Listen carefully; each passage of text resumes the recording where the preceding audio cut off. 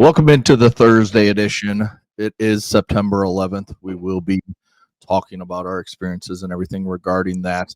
It's just one of those shows today when you wake up and you think about what sports are we going to talk about, because in all, this is a sports show mostly. But when stuff happens like happened yesterday, when you wake up and it is the anniversary of 9/11, it's hard to talk about sports in a time like this when so much is going on in the world that is hard to comprehend, hard to understand, hard to fathom that this is where we are right now. And, I've watched countless videos with the assassination of Charlie Kirk yesterday in Utah at one of his speaking events. And I can remember back in school learning about the 1960s with all the political violence that happened then. And it is just hard to imagine that it seems like we're heading in that direction with the assassination attempt on President Trump last year, with this happening yesterday, and then all the emotions of September 11th, 2001 coming back on the anniversary. And next year will be 25 years, which is just amazing to me that it's been that long since I was sitting in history class. I was in U.S. history that morning when one of our teachers, my basketball coach, walked in our room and said, "You got to turn on the TV." And it was just one of those days. So, Sean, it's tough to even think about even Thursday night football tonight. We have Commanders at Packers. It's tough to think about baseball getting ready for the playoffs here in a few weeks. It's just one of those days that, with what happened yesterday, and then on top of it today being the 9/11, it's just kind of difficult is the word. Yeah. Can you hear me okay, man? Yep. Sorry, I didn't mean to get up. I had to, try to fix this technology. But yeah, man, I Segs, and I heard what you said because I could hear it when I was getting this fixed. I guess and this isn't one, I don't know how to script shows like this. I don't script any show. We never do. I really don't. And this is not emotion just to get people to emotion. It's just the fact, man. I don't really know how to. This is 29 years in the business for me. And, we see, tragedy happens, unfortunately, every day to somebody. As a country, we saw in 9/11 changed our world forever. And we haven't, we're never, I don't know what normalcy is, but for those families, imagine, we all know somebody who knows somebody, right? Speaking of 9/11. And I'll get to where I can remember everything about the day and where I was and how we handled it. But, I always feel guilty. And I started this morning doing the morning show. I always feel guilty talking sports on a day like this. Yet I can remember when we did Sports Center, myself and Kenny Mayne and Stuart Scott and Berman. There was about 8 or 10 of us during the war, and we went over to Kuwait to do Sports Center live for them for about 4 days for our soldiers. And I can remember staying at the hotel, and we had a beautiful hotel with the Gulf right outside our hotel. And then you get on a bus, and they had to close the bus to take us to where our soldiers were, to the base. And they closed our curtains. They closed our curtains for safety, and had armed military with us on the bus. And when we were asked by ESPN, which still to this day, my greatest honor in my broadcast career was being one of the handful that was asked to go. And they gave you the option, understanding that there was danger involved, but you're not fighting the war, but you're a handful of clicks away down the interstate, down the road from, when I say interstate, down the road from live bullets. Right. And I can remember going, and like I said, it was eerie, yet special, yet a little nerve-wracking. And it just, to the point where, had you not been at the base, you may not have known a war was going on, yet you very well knew there was a war going on. It was just weird. But anyway, my point about this is, and ties into a lot of stuff that, first of all, our first responders and military and stuff are the heroes all the time for what we do. And I'm the son of an 82nd Airborne Army father who's no longer alive, and sharing stories your whole life about military. But I can remember being on that bus on the very first day, going over there, and we did it live. So it was like 1:30 in the morning in Kuwait while we were doing Sports Center. And all the military moms and dads, husbands and wives had signs up like you would at college game day, right? Yeah. And we had just a blast interacting with them. But when you're doing a show and just thinking about, you walked into where they sleep in their barracks, and Segs, it felt like it was a never-ending visual of bunk bed on top of bunk bed, where it was and it's hot in the summertime, right? Very little room to walk through. And I was thinking, man, this is their life. And, they're in full fatigues and their boots, and every day they wake up not knowing what the next day is going to bring, which hopefully for us, we do, other than tragedy striking like we saw yesterday and what happened in 9/11. But I can remember the first day I was there, we were sitting in the mess hall in a big place. They had big screen TV.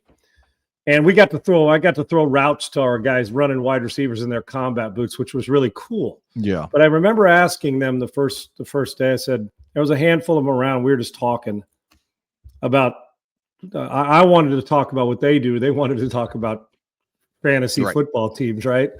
And like I said, the honor of preparing for the show every day was great. And then looking out thinking, these parents and these kids get to see their mom. They can't wait till they get home. And I asked him, I said, I feel kind of bad. We're doing all this stuff. And we're here to support you guys and put Sports Center, which is great for you to see and to be a part of it. But do you guys okay with us talking sports? And they're, to a person, they said, we need it. Yeah. And, we hear that all the time. Well, we need the break. We need the time away, the fatigue, the distraction, right? And their kids are at home wondering if their parents are ever coming home. The wives and husbands are wondering when they're going to see their fiance or husband and wife, their significant other again. Parents are wondering if they're going to see their kid again. All those things. And I'm thinking, well, the insignificance of sports is significant.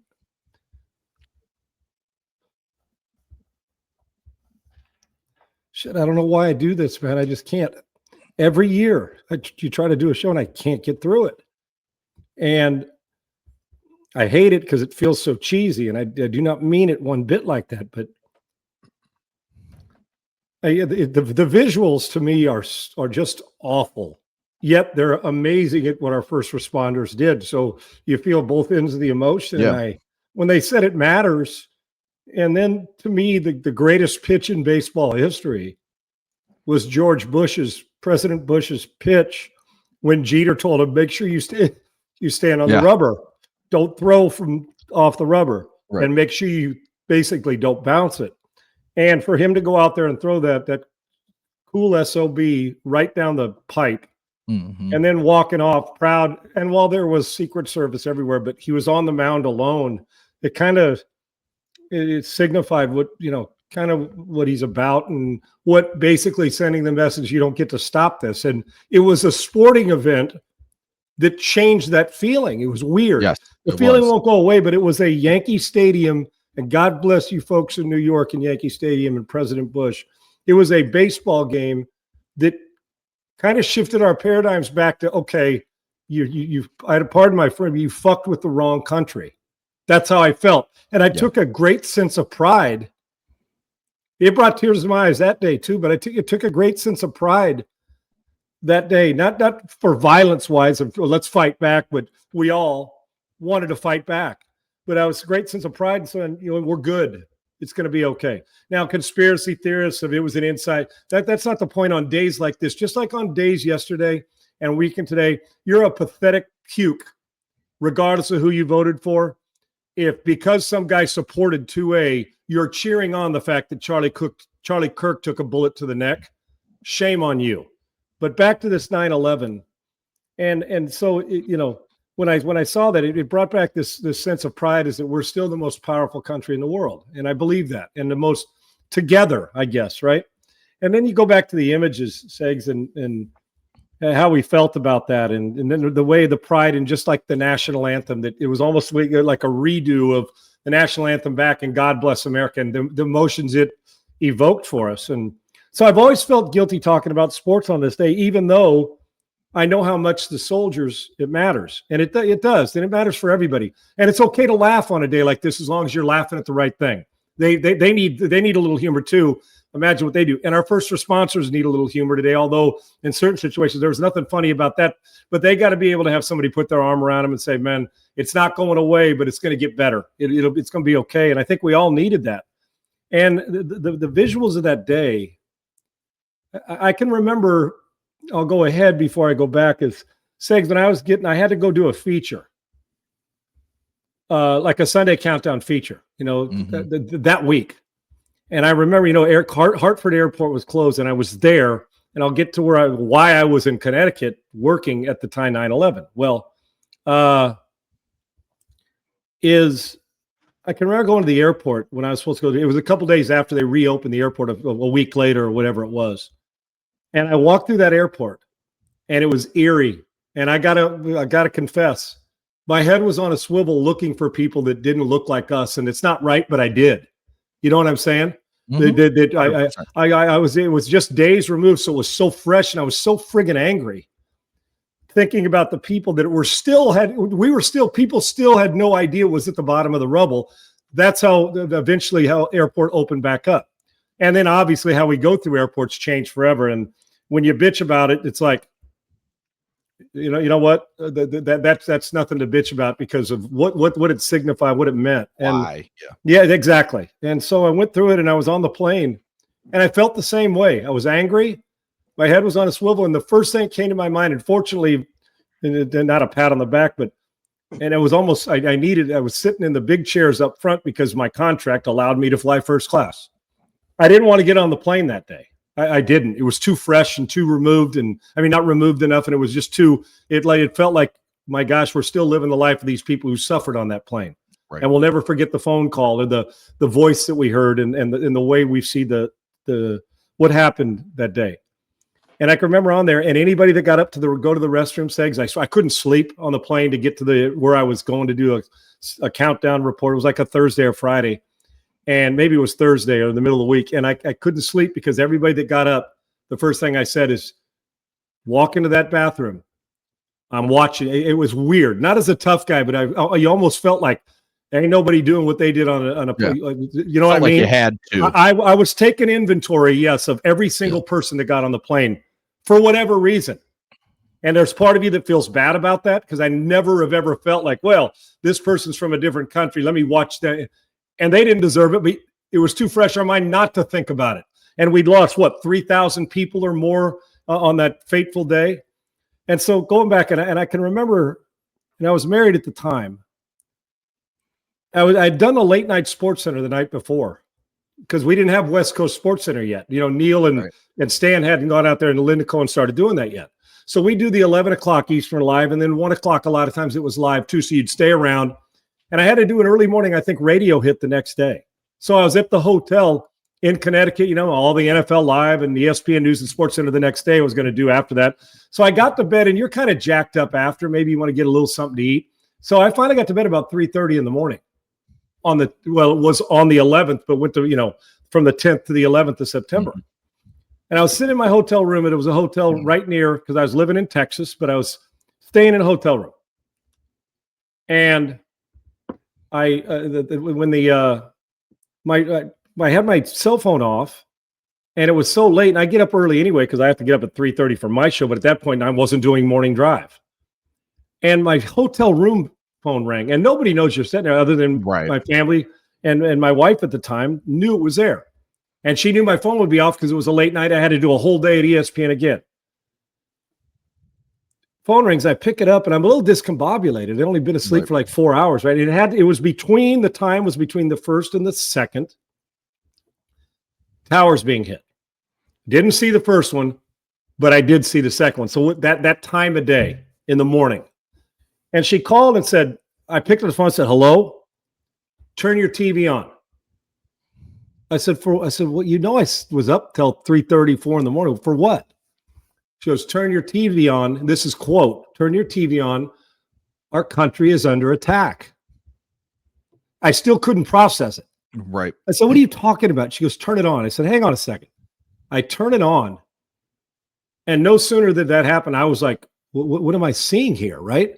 And then I'm telling you, within a minute, the second plane flew into the to one of the Twin Towers. And we talked for a second. I got off the phone. And after that, I don't even know what was said because I was like, what is going on? And then I started to get messages, and the whole shift of our narrative of what we were going to talk about at ESPN was no longer a sports day, rightfully so. But now we're all scrambling around saying, who of our friends was there? Who's in the building? What's going on? Is this, at that point in time, is this terror attack? What happened? Yeah, we still didn't know. Right. Exactly. And it was so early. And so finally, the boss at ESPN, they wanted the people that had shows that day get over there. And Bob Lee was going to all day long, the general, because he's that guy, was going to anchor the all day stuff that we had going on, trying to find when you're the managing editors there and the boss is trying to decide what was needed. Was there any sports necessary, or to all the stuff we just talked about? And so we went on, but at that point, the fact that ESPN handled it right that day and the way that we needed to. But I'll never forget the feeling I had. It was like, and anger hit first, but I was struck with, I can't believe this. This is how did this happen? And I think a lot of us went through it. And here we are all these years later, Segs. And so to this day, though, I've never gotten over the guy who says he'd never been late for work in 25 years or 20 years and was late that day, and you're pissed. You're driving in here, you're like, I've never been late. Or the person that was sent to get coffee and bagels for their office, or the person who missed the train and had to take the second one, or the flight with one, I can't remember what coach it was, that he was supposed to be on one flight. He got bumped to another one. And that was the flight, I think, from Philly that went down. And so I start thinking about that, and it still hits me to this day when I'm driving in traffic and I'm pissed. And then I'm often reminded about, an angel watching over, or not that an angel wasn't watching those people who died. It's not meant like that. But think about what that person must be going through, knowing that they've never been late, and the one day, somehow, some way. So when I do that, sometimes I'll do it, and then they're like, why is this traffic? And then you'll go up 2 miles, and there's a horrific wreck where there's no way somebody could have lived through it. And you're like, well, if I wasn't going slower, and you could tell it's a brand, you know what I'm saying? So all those things, and I get to be emotionally, like, I'm not a guy that lets go of things like this very easy. I still suffer every day about my dad and my mom, I just do. But on a day like this, when the worst thing that's ever happened in the country, at least pretty damn close, President Kennedy's shooting was awful. Obviously, 9/11 was as bad as it gets. We've had those. But it was so weird because we say that doesn't happen here, and it did. And here we are, and the way that we honor our first responders is great, and I don't think we could ever do enough for them. I don't. And then you wake up today, and this just is so gut wrenching. I'm thinking of a family, or the families, when you see the pictures of people hanging from 50 stories up or whatever it is at the top, thinking that person knows they're going to die. Right. And thinking, my best chance to live is falling or jumping out of a 50-story building and hoping, I don't know which, I always think, and I don't want to think about the negative, because you know me, Segs, I'm a glass half full guy. Right. A team loses 3 in a row, I think they're going to win 5 in a row. Just maybe it's the sports background or the comeback stories that are in my soul. And I'm sitting there, and you look at him, and still, when I see him, I'm thinking that's a sci-fi movie. That doesn't happen. Right. And I just think to myself, what must have been the feeling for?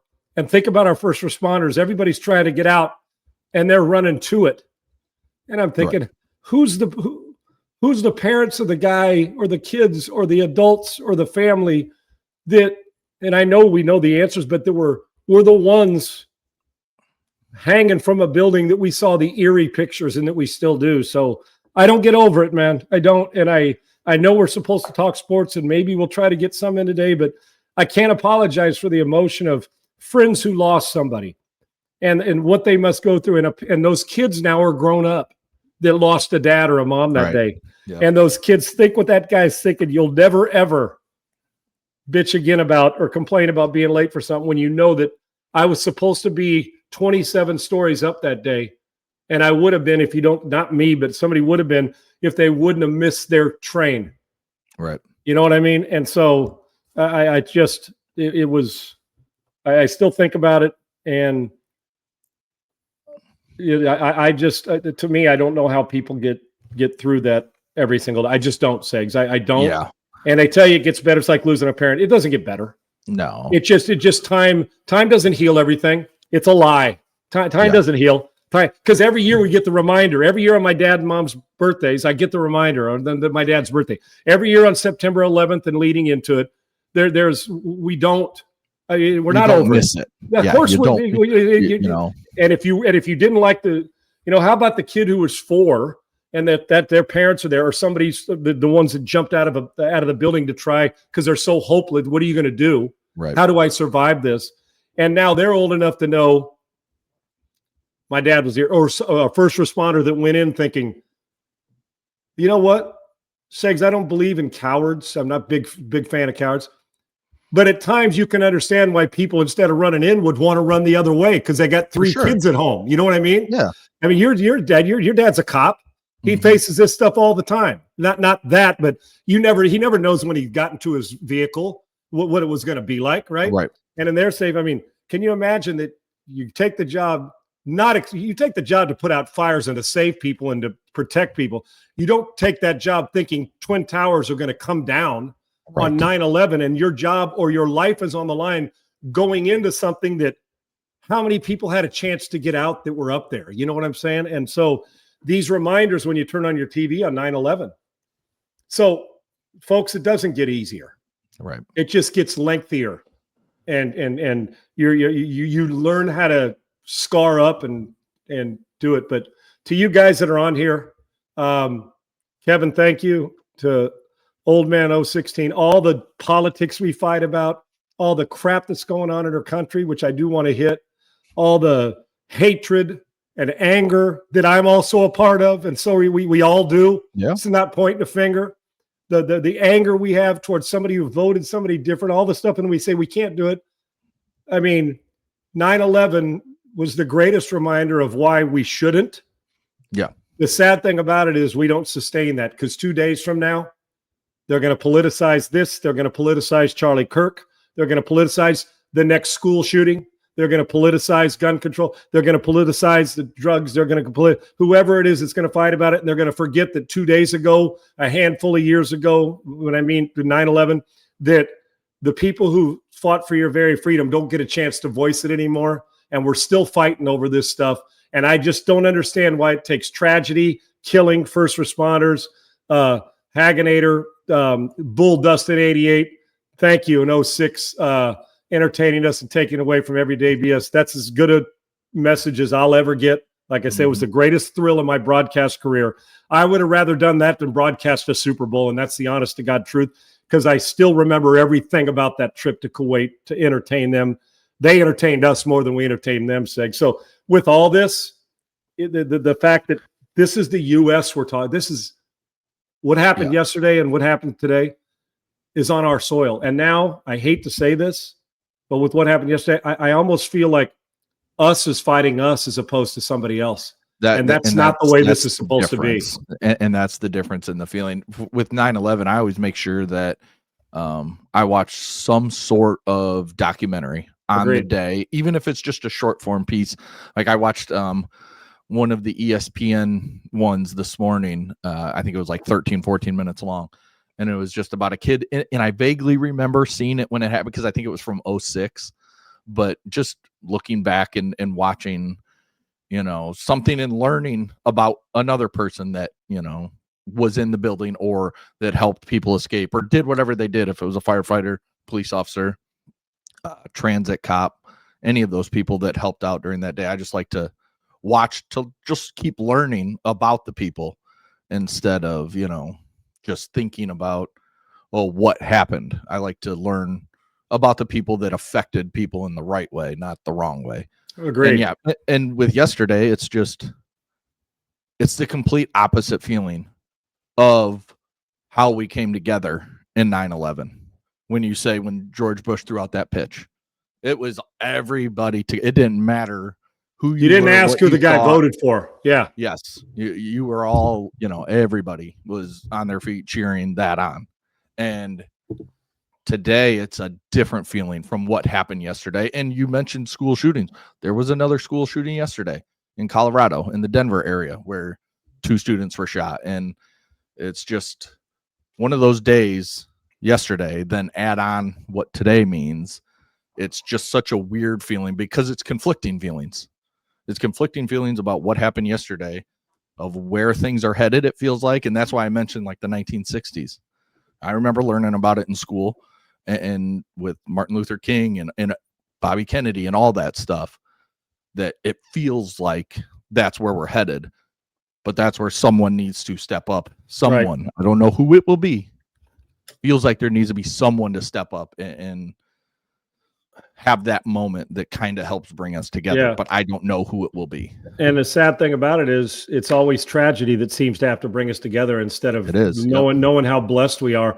And everybody who says, I'm leaving the country, going to go somewhere else, you'll be back, because when you go, you realize that we live in the greatest country in the world. It's not the country, it's people who ruin it. It's like church and religion. Everybody's got a religion they go to. I don't care what religion it is. If you're worshiping, whoever the God is you're worshiping, or what God, whatever it is, and you go to church, well, who am I? Why am I going to? I'm not judging you by your religion or the color of your skin walking into church or anywhere else. I don't get it, Segs, and you're right. To whoever that is that it takes, or people or groups of, when we finally say enough's enough. But I know when people say we're moving forward, and this has nothing to do with who's the president and all that, it's just all of us. I feel like we've taken a step back and are headed in the wrong direction. I almost feel like it's going to get worse before it gets better. And I don't know if that's part of the cleansing that goes on. In Space Burner, to answer your question, it really doesn't need an explanation. Sean was wondering if you'd clarify what you meant by fighting back in a big way. Well, buddy had sent me something. I said, yes, we need to fight back in a big way. Fighting back doesn't mean walking down the street or taking a high-powered rifle and shooting somebody of an opposite belief, because I'm Team Charlie Kirk. I don't have any problem with anybody, but I also know that when I was going to high school and college and in the NFL, I never knew who my teammates or anybody voted for, because nobody cared. We just loved each other, and it didn't matter. And that's why the greatest melting pot of love and non-race, no racism, nobody judging anybody other than judging in a fun way the fellas around you in the locker room. Nobody cared. And I don't know where we lost that in translation, but we did once. Now here's where it goes. Somebody's going to blame this guy, and somebody's going to blame Trump, and then somebody's going to blame Biden, and somebody's going to, that's the way it works. We just can't say everything is partisan. It's like everything we do, it's almost like you got to be right. I mean, you got to be right instead of kind all the time. Sometimes it's okay not to be right. Let somebody else be right if you're being kind along the way. You don't have to fight about everything. So Space Burner, to answer your question, which quite frankly, I'll never apologize for the way I feel. I'm sure as hell. I think if you've known me long enough, that when you say peacefully, I would hope, I would think that anybody that knows me after all these years, I wear my emotion. I'm a passionate guy. At no point in time do I believe on laying a hand on a kid, laying a hand on a woman, walking up behind somebody and punch him in the head, fighting at a sporting event, shooting somebody for different beliefs in politics. I don't believe in violence. But I sure as hell do believe in protecting what's mine. And if you cross that line, listen, you could take this how you want it. The lock on the door is for your protection at my house. The gun's for mine. Right. So the lock on the door is not for me. That deadbolt's for you. If you want that. So if you don't call that peace in my own home, I'm defending my family the right way. Now, when you say, Sean, as I said, would you clarify what you mean by fighting back in a big way? Well, what's fighting back in anything? You get your ass kicked in a football game. We're going to fight back in a big way, which means I'm not going into the tank. I'm not going to let this ruin my life. What happened? I'm going to fight back in a way that fight for peace, fight for some sense of security, fight for any of those things that go on that make the world a better place. Who doesn't want that? The problem is there's a bunch of people that don't on both sides. There just is. There are people who love this chaotic shit, and they love to see this. When you're cheering on anybody getting shot and killed at a rally listen, you don't have to show up to what Charlie Kirk did yesterday. You don't even have to comment, but he opened it up to, you don't have to like what if you disagree, that's okay. Hell, but a high-powered rifle from a distance shooting a guy in the neck while he's got 2 kids at home and a wife at 31, there's nothing he can do in politics that make me want to assassinate somebody. So if you're asking what I meant by fighting back, we got to fight back. You got to fight back against evil. You got to fight back against chaos. You have to. And I don't know what it is, but they're getting to a point where they're forcing people to choose sides. That's what they're doing. Whoever they is. I'm not talking about this liberal or that conservative. Whatever's going on in society, whatever this evil that we need cleansed of that's going on is the best way I can say it. Whatever that is, that's what I'm talking about fighting back from. Fighting in a big way. Protecting our country. Protecting our people. Protecting our borders, protecting our politicians, protecting our first responders, protecting kids, protecting women, protecting a guy that's going out there and trying to encourage people to debate and Right. Dialogue's important. And then he's sitting there out in the open, and he takes a high caliber rifle, single shot gun, and the pictures to me are gut wrenching. Yeah, and it's not okay that it was him. It wouldn't have been okay if it was. If it was a hard Gavin Newsom, who I can't stand, it just can't be okay. It cannot be, and unfortunately, that's becoming. We've normalized it, and okay, we're moving on. No, we just can't move on like this, and it is creating divide. Well, I can't remember the last 20 years when we've been in a bigger divide. I just can't. No, I mean, I can't, and I don't know for whatever reason. So for me, the emotion of it, I thought, yeah, dude, I yesterday, when I saw that happen, you take a double take, and I'm like, no, what? Yeah, I wanted to, like, because I walked upstairs and showed my dad, and I was trying to make sure it wasn't like a AI generated video, right? That's trying to just spark all this controversy, and so you check, and then you double check again, right? And then it's just one of those things where it's just like, wow, and then you see the close up video. And if you have not seen the close-up video, do not go see it. It's gross. Well, Space Burner, let me answer this for you. You're exactly right. I do not recall you holding a live stream. Well, you know what? Do you watch every one of my live streams, every one of my tweets, and everything I do at my home? I also celebrate and grieve in silence at times too. So you have no idea about it, Space Burner, which obviously tells me I know exactly what you're talking about and why you're doing this, and you are part of our problem. You're looking to try and bait me into it. Listen, and if you're part of the problem, we're going to have to defend that too. So, oh well. But in the divide, some self-reflection. What self-reflection is it that I need? Oh, you're training me? Let me tell you something, man. If it takes fighting back to prevent those, if you're asking me if I would have been in there and I'd have been a police officer and we could have taken the shooter out with one bullet to his head, yes, he loses all privilege. He loses all rights. If it was me, he wouldn't get a court date. I'm an eye for an eye guy. Let's set him in the chair. If you rape a woman, the best thing is to stick him in a supermax prison and let him sit there and rot every single day and let them take care of it. But for you, Space Burner, to sit here and say, you don't recall me crying over lawmakers who were assassinated. Listen, tears in my eyes, and don't diminish or demean me because an emotional day. Maybe I had somebody who knew somebody in the building and I don't know the lawmaker, so it wasn't quite as emotional. Although anybody that loses somebody the way they lost their life, the Minnesota lawmakers, to where I spent most of my career, so I care about the state. I do care. But you know what? Sometimes you're a little more emotional than others. Sometimes things hit a little different and yeah, 9/11 hits me a little different than the Minnesota lawmakers, although that emotion sucked too.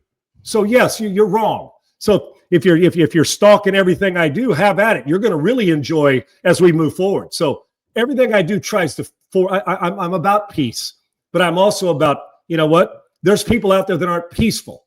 I also wonder, let me ask you, Space Burner, are you bothered? Did you come out and say, are you talking about when the guy stabs the Ukraine girl in the neck?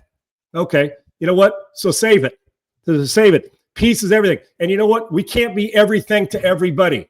And if you're asking me if I'm going to switch, and no, I didn't cry on a show with Minnesota lawmakers, but it was concerning to me and it bothered me. And I spent time in my own living room, like I do in silence, talking, how does this happen? How does this go on? How does this happen? So I don't need the same response for everything. Okay, I just don't. I'd have been devastated if it was somebody else that didn't think like me that got shot like Charlie Kirk did yesterday. Hell yeah, I'd have felt the same way. And hell yeah, I'd have felt the same way, Twin Towers, if something military-wise happened again. We all grieve. Some days it hits harder than others. Just like one day I'll cry just thinking about my dad when something reminds me of him. And then the next day I won't cry. I'll smile at the same song because I can remember how my dad, he'd come in and sing it to me to get for school. So we deal with it different. Don't come on here looking for a fight, Space Burner, because I can tell you one thing, you're never going to win it with me. Ever. Ever.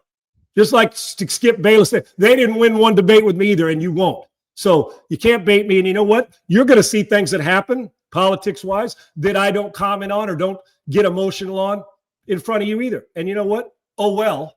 Okay. Oh, well. But what happened to Charlie Kirk? What happened to those Minnesota lawmakers? What happened to that Ukrainian woman sitting on a train and getting stabbed and taking her life? I don't see listen, they tried to hold a prayer on the floor, and people were booing that you're having a prayer for Charlie Kirk or a moment of silence. So that's my point about all this. So when you say, don't worry about who's peaceful, I'm plenty peaceful. But I also know if somebody takes the fight to you, what are you going to do? If you can't recognize we got a problem in our country right now, that we got an us problem, it's not a we outside. The biggest fight, the biggest war we're fighting now is in our own country. It just is. So, you come on here and I'll give you all the thing. No, you didn't ask questions. You accused me. You accused me for asking you didn't ask me a question. Sean, how did you feel about Minnesota lawmakers? You told me you didn't see me cry, and you don't know me well enough to know what I do in silence. Unlike most of those clowns out there, I don't have to celebrate and tell you that I got a new watch or tell you that I'm crying, because you know what? I'm not in this show for clicks. If I was, I can be crazy as hell and start going and boom, it'll click away. That isn't who I am. What I am is about peace, happiness, joy, defense. And what? Because I believe in gun rights for me, 2A, I'm a responsible gun owner. Then I don't care about Minnesota lawmakers, or I don't care what happened to Charlie Kirk. Damn right I care. But I do know that some people are just so evil, they lost the privilege of those rights. And when you shoot somebody from long distance, listen, we're wasting taxpayers' money. I don't care. I don't. Once you find him, the assassin from yesterday, what am I supposed to do? Jump for joy and say, hey, man, way to go. Man, you awakened, all right. No. And anybody that's cheering that on is the problem. And so I don't cheer it on, okay? Bottom line is I'm always about peace. But if you want, hey, man, pop on there, make comment anytime you want. You'll love my Twitter, because I will not back down from 1 ounce of it, how I feel. And I don't apologize for my emotion. I don't apologize for feeling my gut wrenched over what happened yesterday and what happens today, ever. And you won't see all my feelings all the time. They hit different every day. I'm not a liar, and I'm sure it's not a bullshitter like you see plenty of times on there. If you don't like what I got to say, we can debate it, just like Charlie said he could debate it. And all of us need the courage that he had, knowing that he was getting death threats on a regular basis, to go out there and at least try to debate with somebody. It's not okay. What happened to him is not okay. What happened to the Minnesota lawmakers, Ukraine, it's not okay. And you want to come in here and ask me a question, ask it. But to come on here and tell me, well, Sean, I didn't see you crying for the Minnesota lawmakers. You don't live with me, dude. You have no idea what my life's like. I come on here, and you know what? I don't let enough people know what my life's like, because it's really none of your motherfucking business what I'm doing and who I'm crying over, unless I decide I want to let you know. Okay? So I'll give you the respect. I didn't accuse you of what you do. I mean, you made it very clear of what you're about.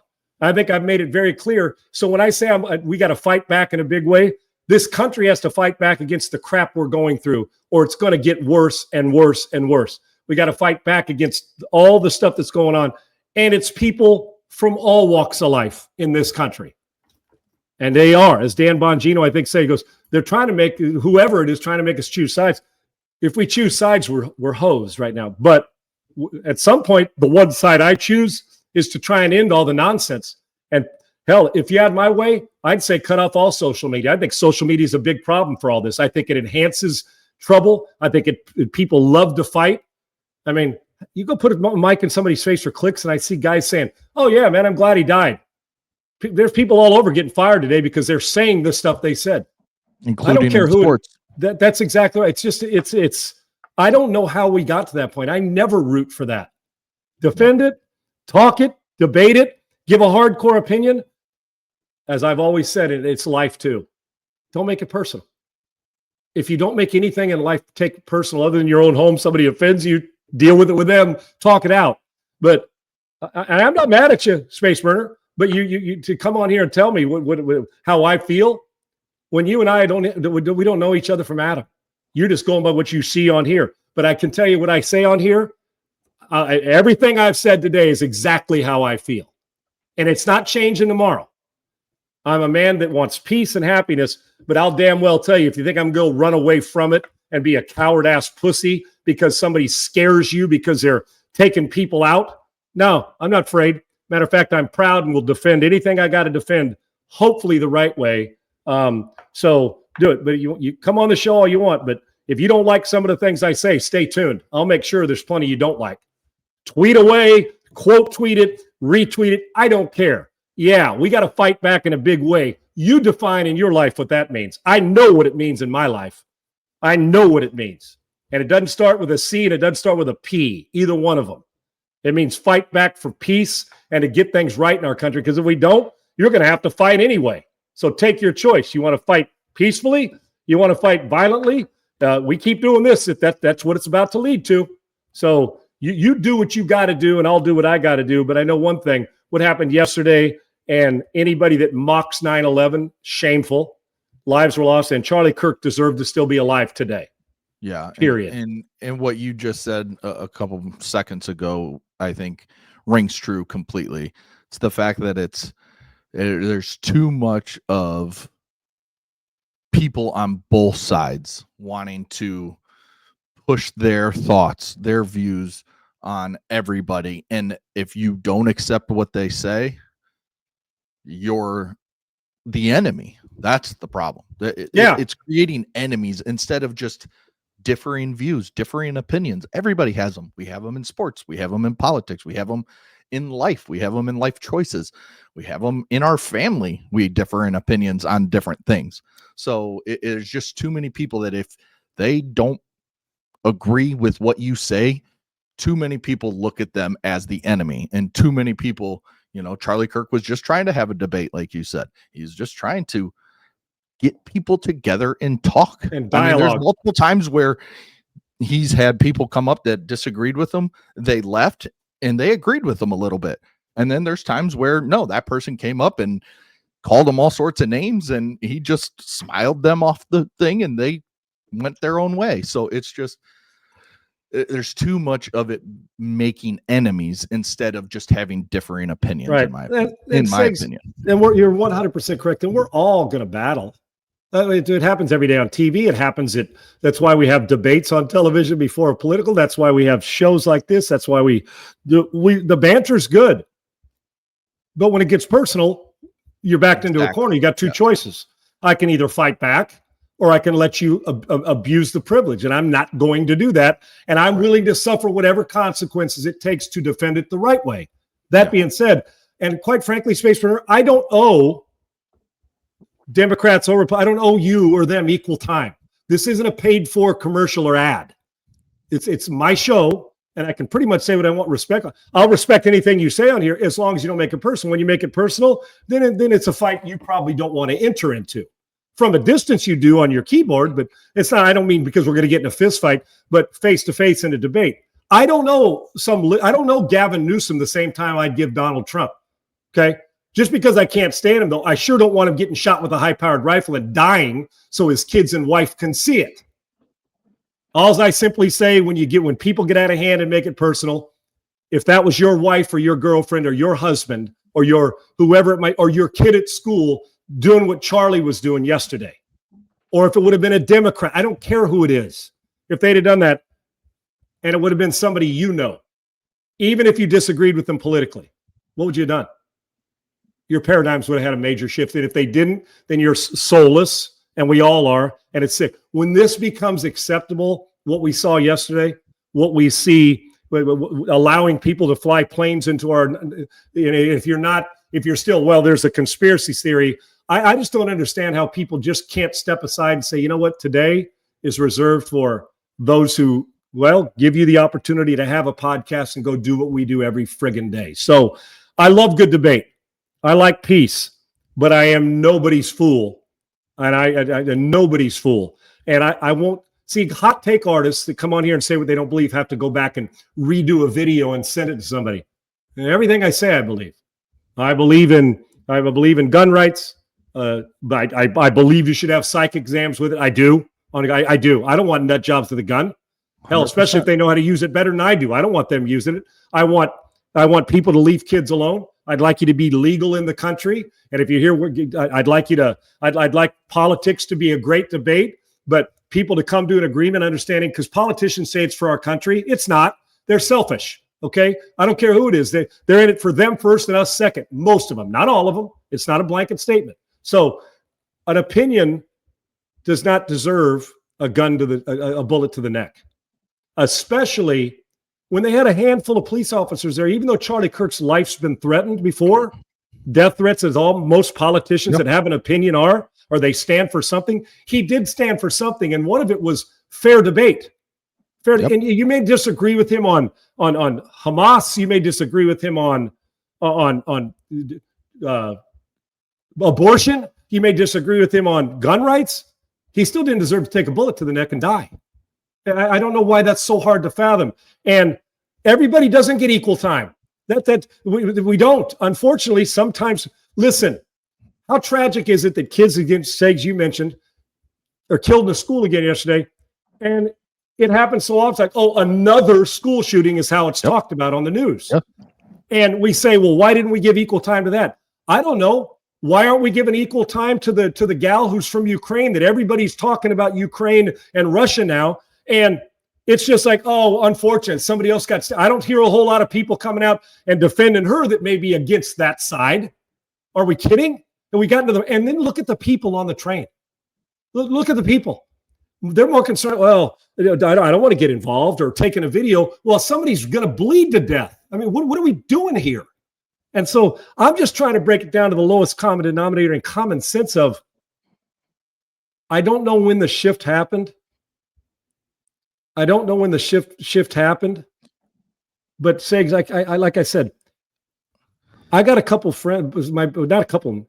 I can't remember what my best friend in junior high, I don't know what his political affiliation is. Yeah. My best high school friend, unless I'm around him and talking, I have, unless I see I don't know what their political affiliation is. I don't know what Warren Moon's political teammate. I mean, you're around him, you get I don't know what Chris Carter's political affiliation is. I don't know who he voted for. And I don't know where Chris goes to church. I know he's a God-fearing man. And guess what? I don't care. Right. I love him. He's a teammate. He's my brother. And so you can disagree with everything. You can be adamantly against Charlie Kirk.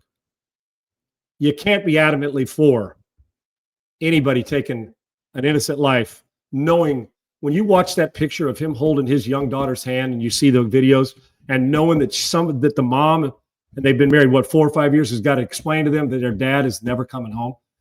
So, and then you bunch them together and we all start going, oh, yesterday and today are, and then it's like our country's gone to hell in a handbasket.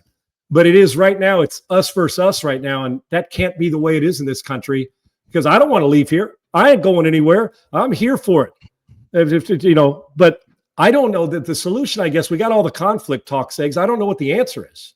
Yeah. I don't know what the answer is. And the fact that the thing that's the sickest of all, whether it's 9/11, dude, I go through today, and while you see people falling out of a building, one quotes, oh, that was an inside job. Yeah. If you believe it's an inside job, that's your opinion. We can debate it. But in the process of it, don't we got to know the room one day? Doesn't there have to be just a tad bit of compassion for first responders and people who are suffering on a day they lost it, or a tad bit of compassion for Charlie's wife? I just don't do it. I just don't understand it. It just feels like, I don't know, a dozen-ish years ago, and with the first election of Trump, that kind of set things off, I think. And then we obviously had the George Floyd stuff, and then COVID COVID created a lot of this as well, because there was, everybody it made had people their nuts. own, Yeah. yes, it made people insane. And there's people that say that was fake. And I mean, I can tell you from very real experience that it was not fake, because I was on my deathbed with it. Right. So, I mean, it's just, but that's how it is. Every single thing that comes up, no matter what it is, politics, medicine, hell, sports has gotten like that. Sports is as bad as any of it, and it leads to other things. Yes. And you start fighting about something you don't even know what you started fighting about. Right. Exactly. It's all leading to just chaos. Like, and it can be controlled chaos in a setting of on First Take, where, you got guys yelling at each other about other stuff. I mean, it's insane how unhinged everything has gotten in the past dozen-ish years. But it's unhinged about anything. It's unhinged in Houston if you like Whataburger less than you like In-N-Out. Dude, you think I'm bullshitting. You lived here. They want to fight you over this stuff. Yes. And Space Burner, see, here's why I know what you're saying. Here's why I know when you came on here with an agenda. We said this isn't about politics. This is about lives. 9/11 and what happened to Charlie Kirk yesterday. And now you're saying, well, maybe there's someone at the top who continuously keeps turning up the temperature. See, this is, you don't like Trump. I voted for Trump. Absolutely voted for him. I grew up in California. None of you guys got more liberal buddies than I do. Segs, you might be in Chicago, but nobody does. And you know what? I love them, and we can debate and have heated debates in a respectful way.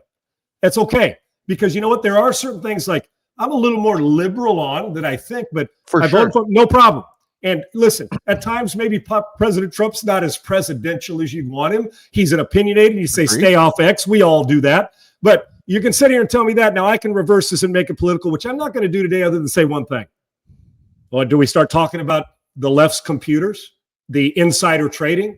Do we start talking about the places they've been, or wanting illegals in the country, or not putting out fires in Malibu because, well, I wonder why now all of a sudden somebody else is coming in and purchasing the land, not the people who own it. I mean, we can go through all that. Any of that still doesn't deserve to get somebody shot in the neck and killed. Any of that. So you're talking about you can't stand the president. That's fine. No big deal. I couldn't stand Joe Biden, but Joe really wasn't one in the country. So are you okay with them signing pardons that he didn't know about, or operating with the president, didn't do it, or, protecting a son that quite frankly is a criminal? And so we can go through all that. But there's also bad dudes and women on the Republican side. They're on the Democrat side. They're black, they're white, they're Asian, they're Mexican. They're all of them got good and bad.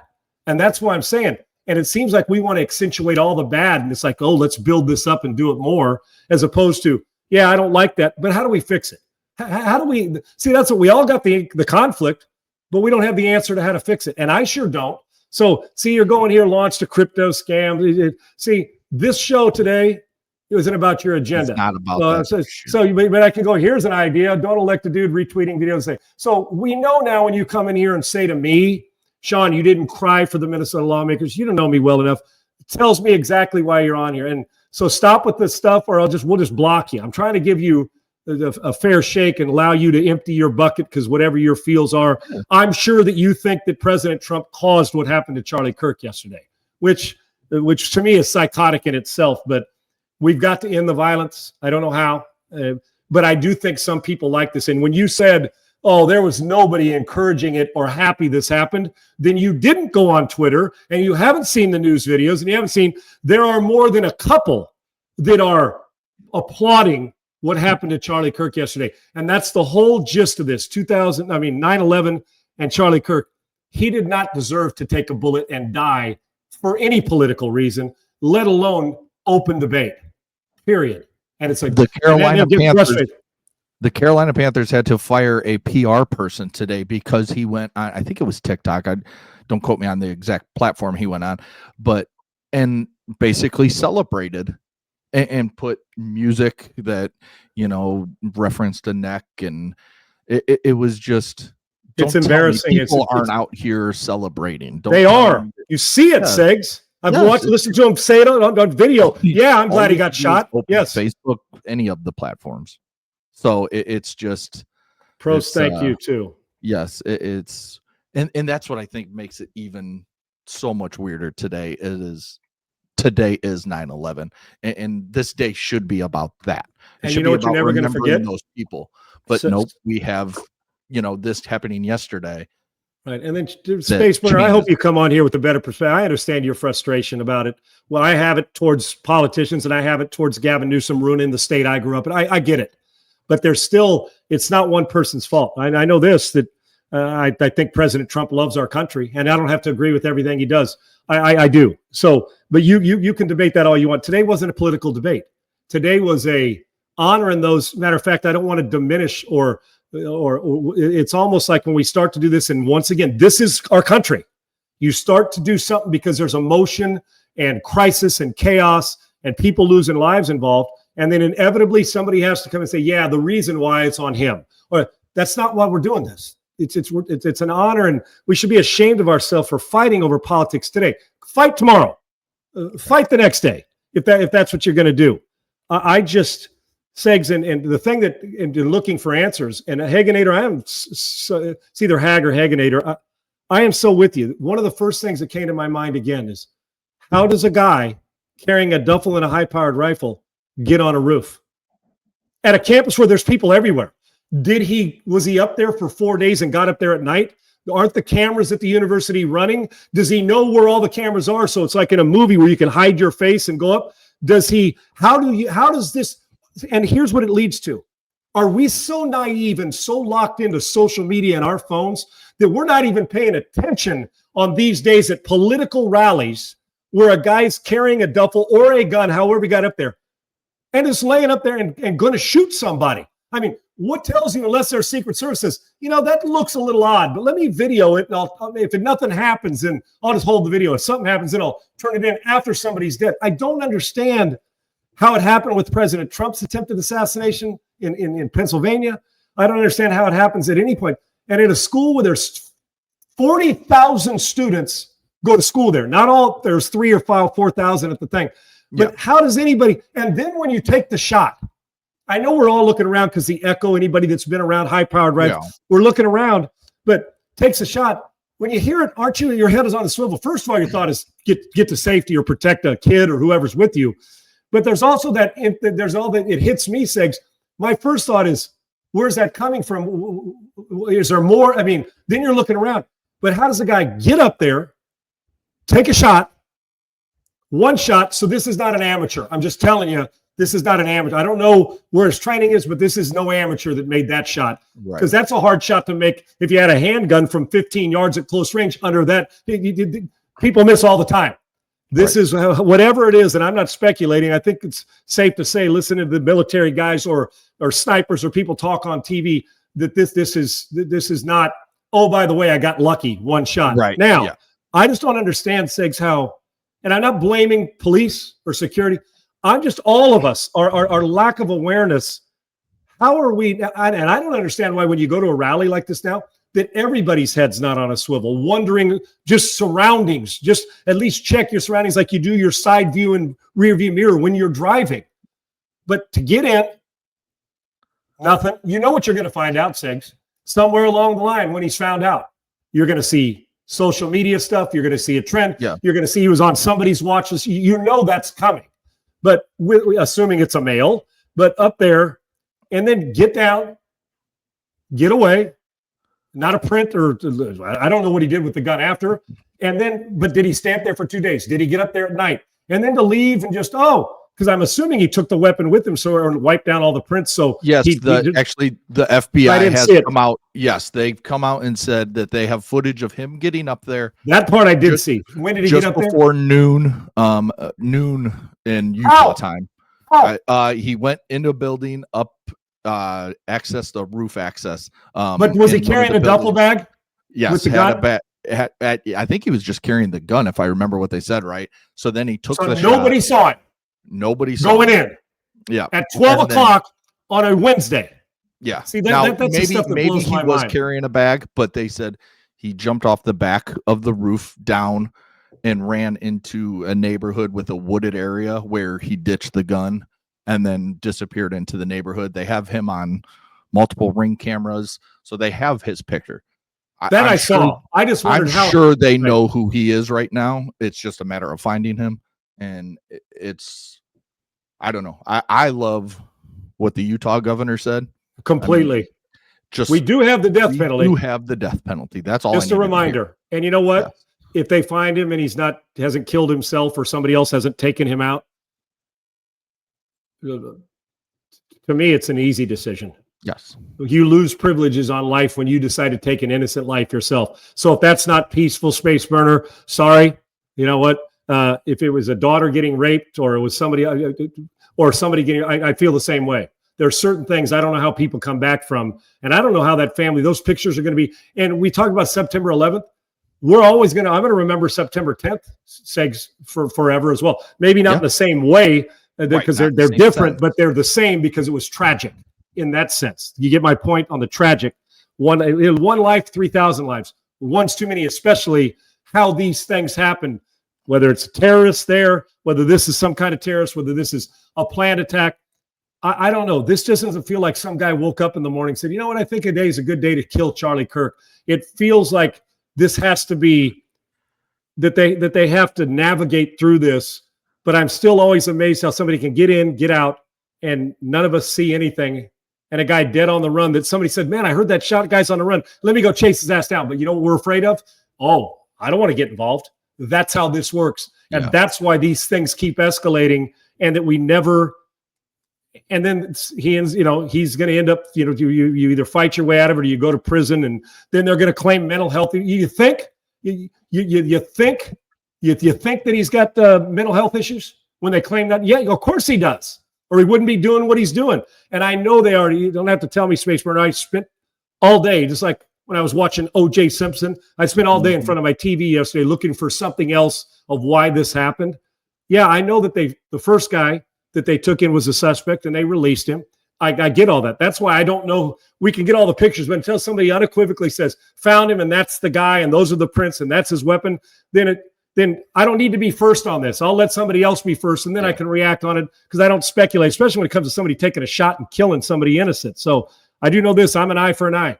That guy does not deserve to live after what he did to an innocent life and to two kids and a family and the collateral damage for Charlie and his wife's family and anybody else that Democrat or Republican that now has to go give a speech anywhere. That would get me even ain't it, especially when it comes to just innocent good talk. It's nuts.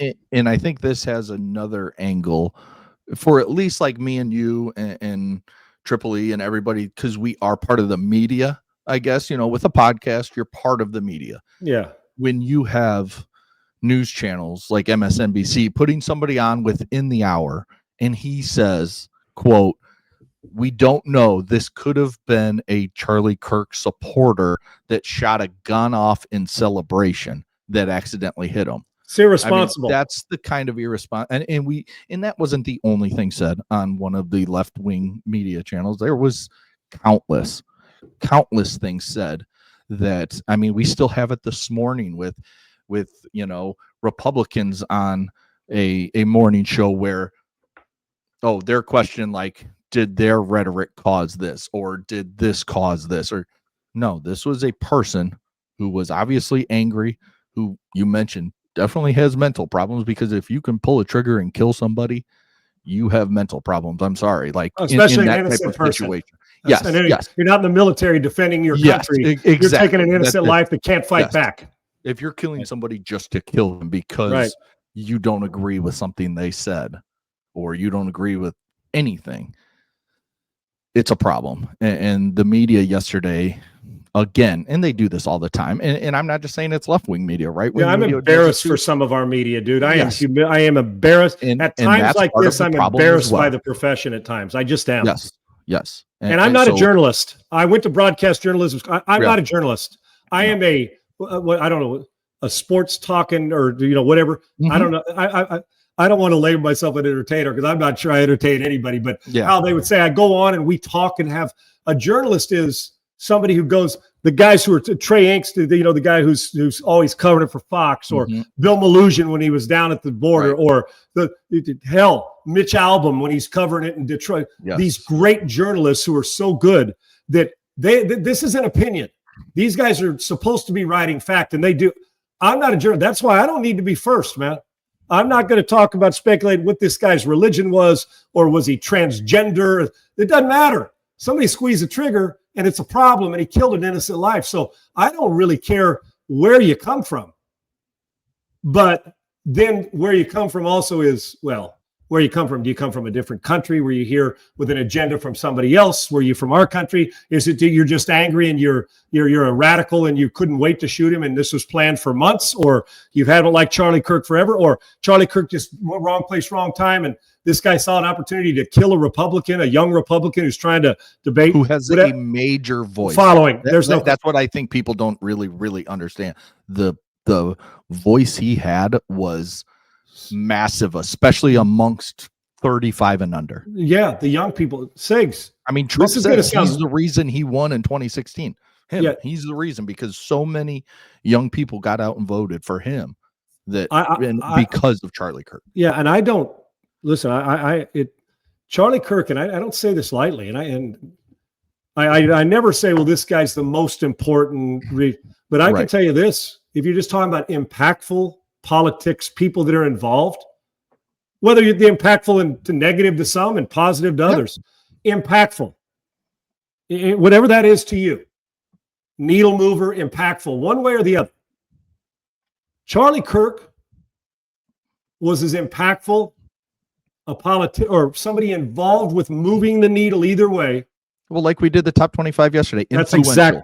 That's right. That's the word, you didn't have to vote for him. When I say vote for him, you don't have to like. Hell, I can see Charlie Kirk. I can say that. I can't believe I'm talking about him in the past tense, but they're running for president one day, and then you get to choose whether you elect him or not. We'll never see that because an innocent life was stolen from a family and from him. But his influence, I could say in the last 20, 50, I don't know, I don't know how long it's been, but he will go to, when they talk about people that influenced, good or whatever you like or don't like, he's going to go down as one of the more influential people in politics. He will be one of those people that we're always discussing. Remember, because one thing he did do, Charlie Kirk did, is he stood for something. And he was willing to lose his life for it. Yep. You just hope it never happens, and unfortunately it did. And I feel that's when I see it when I'm saying fight back, Space Burner. We got to fight back against this particular stuff. And if fighting back at this particular stuff is to where every single event you go in, we got to stop and secure it up, whatever that takes, one life, the next life is worth saving. I just don't know how to get there, Segs. I just don't. And that's the hurtful part. I just don't. I don't know how we're going to do it because it feels like we're so lost right now. You say fighting back, and fighting back could be fighting back with the left, because that's where it's split. It's left and right. That's reality, is getting left and right back together. Right. Fighting back against bad stuff. That's all. Yes. That's all it means. And in a big way. Exactly. Because a small way right now ain't working. Doesn't do it. We have to fight back in a big way. And I was devastated yesterday. And I think the reason why you talk about yesterday even more, because that's so real now, because it's 24 hours removed. Yeah. And we'll never forget 9/11 and its impact. And if you do, then if you forget 9/11, then you just forgot everything, because every year the reminder, and we should have these reminders, and we shouldn't forget, and we should mourn that day, and we should suffer over it, because you know what? We lost a lot of people who didn't deserve to suffer over it, and those who knew going in, they were never coming out, our first responders, some of them. So I'll never apologize for talking about this on any show, sports show. I'll never apologize for the banter. Space Burner, as much as I don't like how you went on here and made it political on this, I'm still going to give you the benefit of the doubt, saying you're having one of those days where you just, you're bothered. And I get it. But these are the reasons this can't happen daily. And I won't let it happen on here. I just won't. Now, if we want to have fun banter, it's good. But today ain't the day to fight over who got elected. He's elected, and you're just going to have to deal with it. Just like those of us who thought Joe Biden was way in over his head and Kamala Harris was the worst presidential candidate in the history of this country. Doesn't make her. I'm sure she's a nice person in her time. I don't have anything against her. She wouldn't deserve an assassination attempt on her life either. No. But I don't like her. I don't like what they're about. But that doesn't mean that if I saw her, I wouldn't shake her hand, or Gavin Newsom, I wouldn't look him in the face and shake his hand. Now, if he wants to get into a heated debate over it, I'm in. But I'm still going to give him the respect of not making it personal. And I'll have good debates all the time. And this show's usually uplifting and fun and laughing and joking. But there's nothing funny about yesterday. There's nothing good about it. And there's nothing funny about what happened in 9/11, and we should mourn over it. And the truth is, we got to find solutions. Easier said than done. And I think Charlie Kirk was one that was looking for solutions. And he's a hardcore conservative. That's okay. There's plenty of hardcore Democrats out there and liberals that stand for what they stand. And you know what? 3,000 people wouldn't have needed to see that person get shot either. And it should not have happened. So, and I'm going to get to the point. We're going to go through all the emotion: anger, pissed, blame, remorse. What could you have done more? Even from a distance, you're like, and Segs, I know, right? I got buddies. You know how many of my friends went to BYU? I've driven by that campus and I'm thinking, it's not supposed to happen there. Orem, Utah, things like that don't happen in Orem, Utah, but they do happen. And in a tragic way that the images will be gut-wrenching forever. And I don't know how you're going to prevent his kids from seeing that, because someday they're going to want to know. And that's the worst thing, aside from losing an innocent life. The collateral damage that this causes is awful. And you're exactly right, Dr. J. A good debate is we don't have them anymore. They always become personal. And I refuse. I'll quit the media before I allow that to happen all the time. Yeah, we all joke about personal stuff like somebody gets a haircut. I'm talking about the hardcore personal that you're really trying to hurt somebody. The hardcore. I will not allow. I'll quit before. We wouldn't do this show if I had to deal with that every day. I just wouldn't do it, because I don't love sports enough to have it be miserable every day. I just don't. I don't. But I do love sports enough. That's agreed. And we're spending so much energy on the chaos as opposed to the good stuff we could be talking. There's a lot of good stuff, but it just feels like we don't want to choose a side. There should be one side, and unfortunately, we've lost sight of that. Sounds cheesy, I know, and we've never just been on one side. But I can know in my life, there's been times when we've been more on one side than we are the last decade, and in particular, the last handful of years, for whatever reason, and we're all to blame because we all feed it. Yes. And we do. And we feed it more than the resistance to be able to step away and say, I'm not battling about this right now. I respect your opinion. I'll just say this to end this part of it. It's better to be kind a lot of times than it is to always be right. It just is. And in this case, there's the right answer is somebody shouldn't have died. The wrong answer is blaming it on one side or the other, because both sides have their faults and both sides do something good. A human life was taken, and kids now are never going to have a dad, and a wife's going to have to scramble around in her early 30s trying to figure out what she's going to do with the rest of her life. Yeah. Without her husband. It's a heartbreaking situation, and one that, again, another thing in this country that we'll never forget as we remember 9/11. Now we got something else to remember right here the day before 9/11 and so on. So it's been a weird, hard 24 hours. It has. And once again, Space Brain, you're begging not to be able to come on here anymore. So you're saying you voted for him, then throwing your hands up like you just can't understand. See, there's the problem. You think that this is one man's fault that's created this. What? Right. I don't know. I guess putting more money in your pocket with taxes. Well, they're trying to see, when you say that, it's like, will you agree with everything? No, I don't agree with everything he does at all. At all. And I'm one of those guys. I'm voting best candidate. If the best candidate happened to be on the other side, you know what? Okay. Yeah. But we have insanity on both sides. Insanity from normal human beings. And for why I voted for him, because I thought he was the best candidate. And I still do. Matter of fact, I know in the case of who he was running against that he was the best candidate, because this country, can you imagine where we'd be if that would have happened? And I say it a little bit of tongue in cheek and hyperbolic, but no thanks. Now we can laugh and argue over that too, but we're not going there. Yep. Voted for him. And if he runs for a third term, now that'll get some people. What? He can't run for a third. just to get your goat. So you can, now that I get to where you're going with this, Space Burner, because I knew your agenda when you started, and I know it even more now, you just hate the president of the United States because, well, you don't like him. You think that throwing my arms up. No, throwing my arms up. President Trump didn't get Charlie Kirk shot. Okay? He didn't. Derangement did. Bingo. Derangement did. And insanity did. And hate did. Trump didn't. Charlie didn't. Gavin Newsom, for all the hatred people have for him, he did not get Charlie Kirk shot yesterday. People fuel stuff and people unfuel stuff and empty the fuel. And we're all guilty in one way or another, whether it's on social media or somewhere else, of adding to the fuel of anger. But I try to diffuse as much as I can. But I don't pull enough weight to diffuse. I just know in my life and the people around me, if you want to fight over politics, I ain't it. But if you want to banter over it and debate, I'm all in. Yeah. I just won't do it. I'm not losing friends for politics unless they choose to make it personal. And when you make it personal, then I fight back, and you'll see. Then I see red, and it's a different story. So the way I fight back is trying to. I don't know how you shed a little light on doing it the right way, and I don't always do. I've screwed up plenty.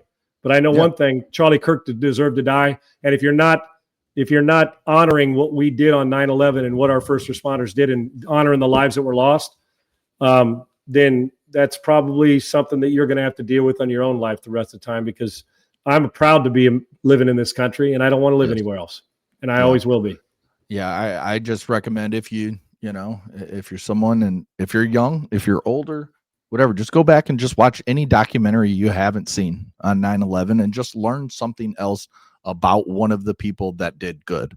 It's like at Christmas eggs. Like you read to your kids the Christmas story every year, or watch a certain Home Alone, whatever it is. Yeah. I'm not trying to lessen how important it is, but I actually think it's important that a 4-year-old, when they're 10, understands what happened.